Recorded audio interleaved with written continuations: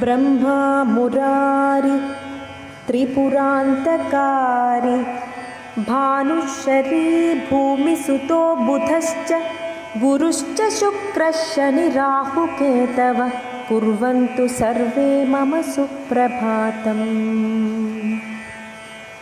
जपाकुसुमसङ्काशं काश्यपेयं महाद्युतिं तमोरिं सर्वपापघ्नं प्रणतोऽस्मि दिवाकरम्।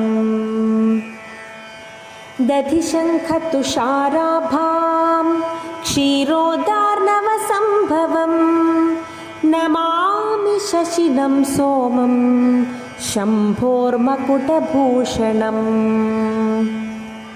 धरणीगर्भसम्भूतं विद्युल्कान्तिसमप्रभं कुमारं शक्तिहस्तं तं मङ्गलं प्रणमाम्यहम्।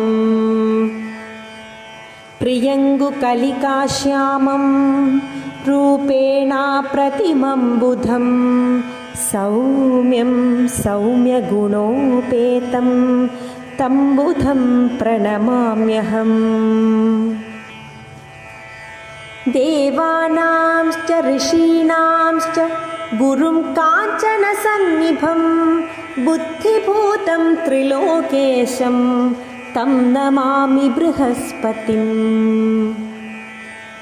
हिमकुन्दमृणालाभं दैत्यानां परमं गुरुं सर्वशास्त्रप्रवक्तारं भार्गवं प्रणमाम्यहम्। नीलाञ्चनसमाभासं रविपुत्रं